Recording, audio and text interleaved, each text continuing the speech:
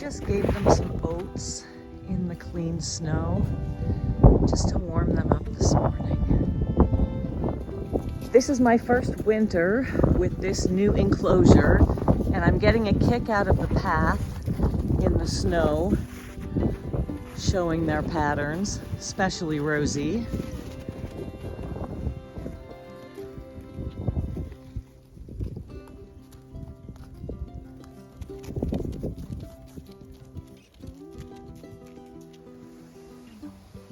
This is the only guy outside with me right now.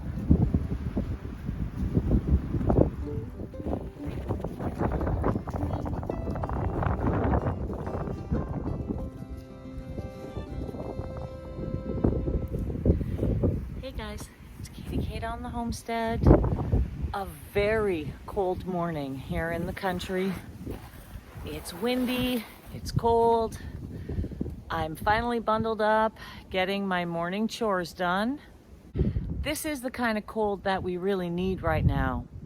I don't know what the weather is going to amount to over the next week, but I do know that they're calling for a lot of precipitation, whether that amounts as more snow, rain, or worst case scenario, freezing rain. But for now, there's nothing falling, and it is pretty crisp and quite beautifully cold.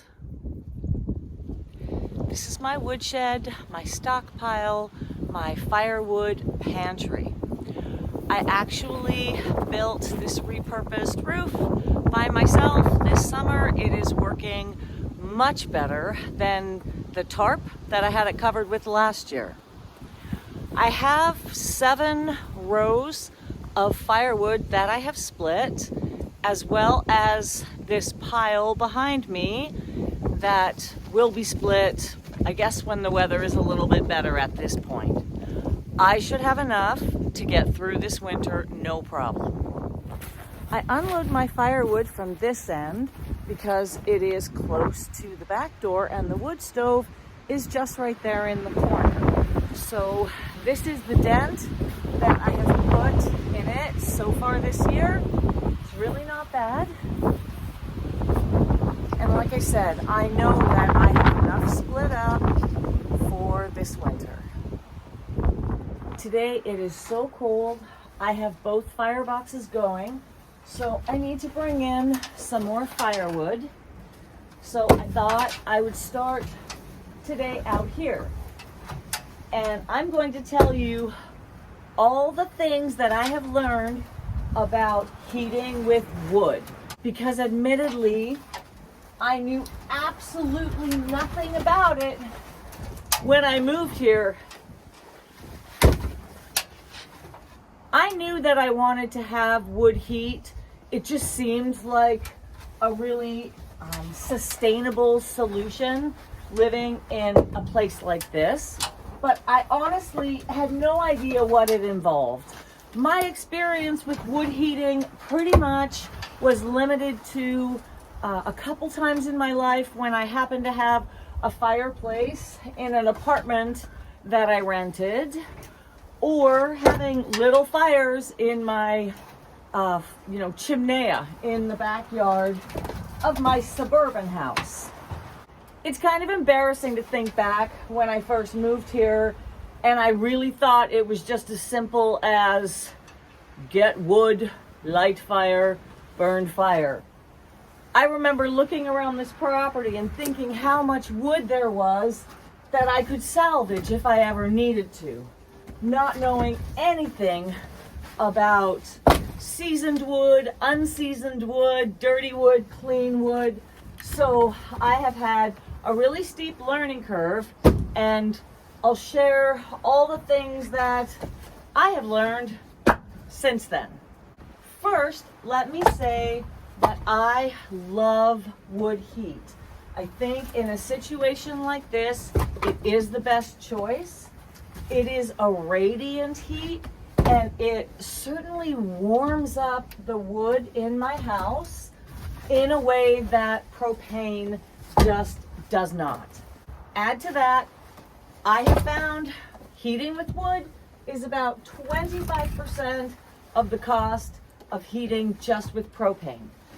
I've mentioned before that I do keep my propane furnace set just in case the wood fire goes out, just so that it doesn't get too cold overnight.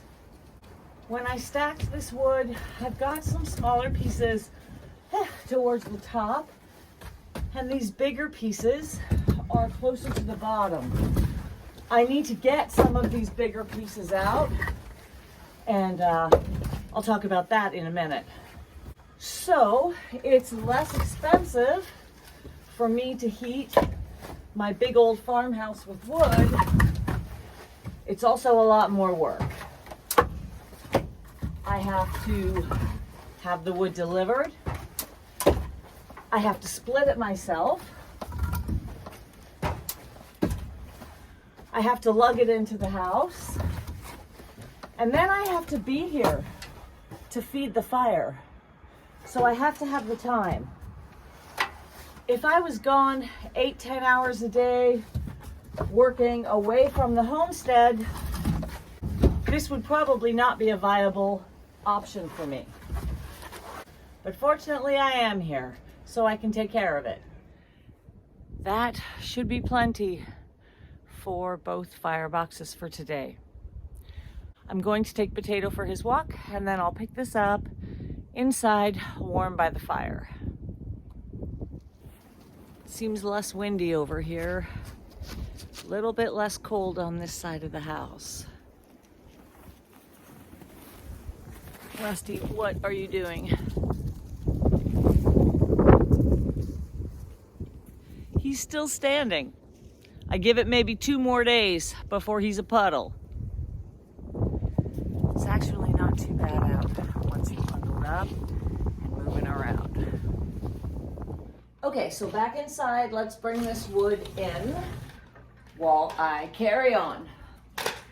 So yes, I learned that wood has to be seasoned. Seasoning is the process of the wood drying from the inside out, and it takes time.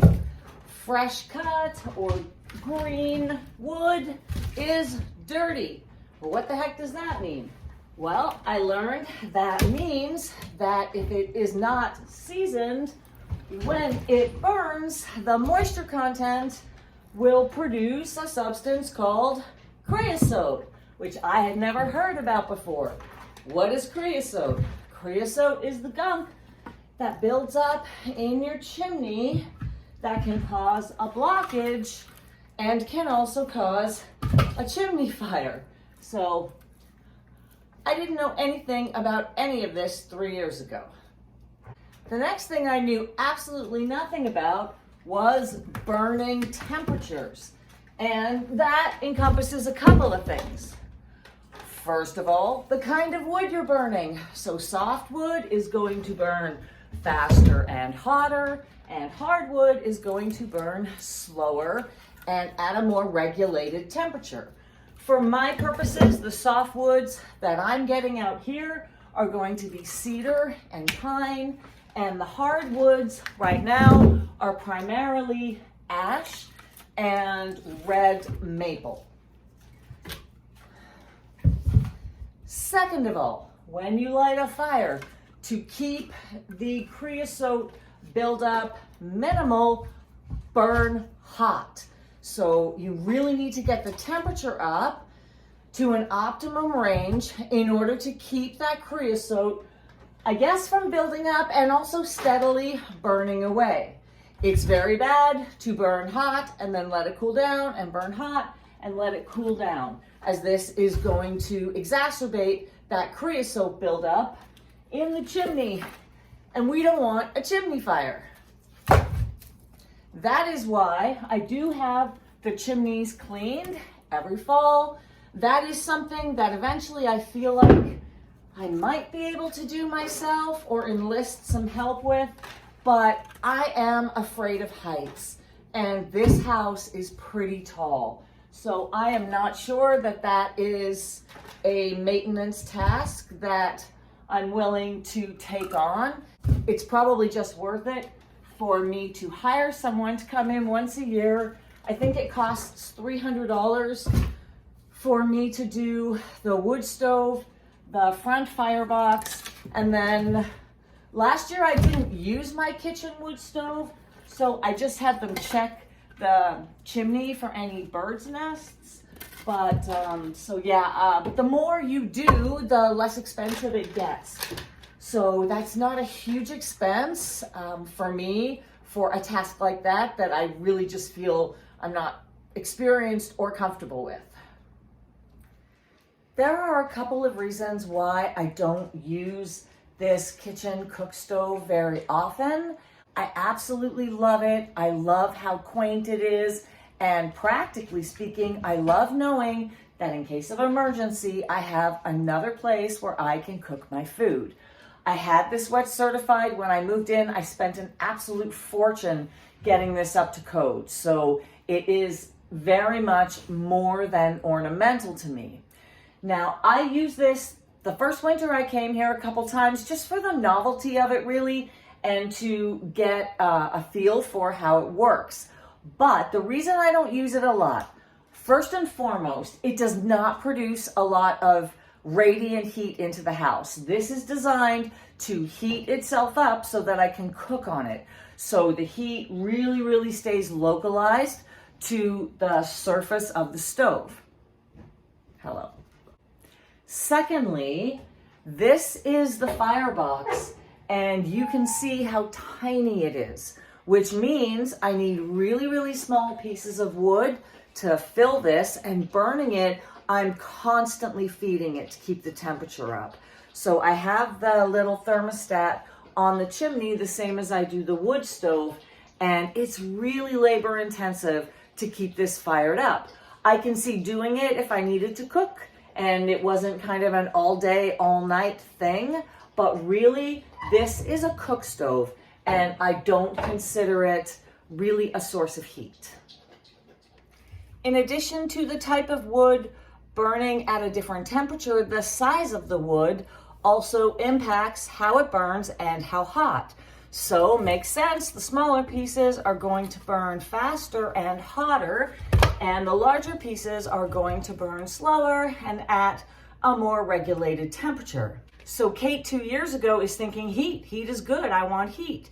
And so when I split my wood, I split it too small. And Scott told me that, but I didn't really listen, and I learned my own hard way that winter, because it's not ideal for having a fire burn, say, overnight, or if you have to go out.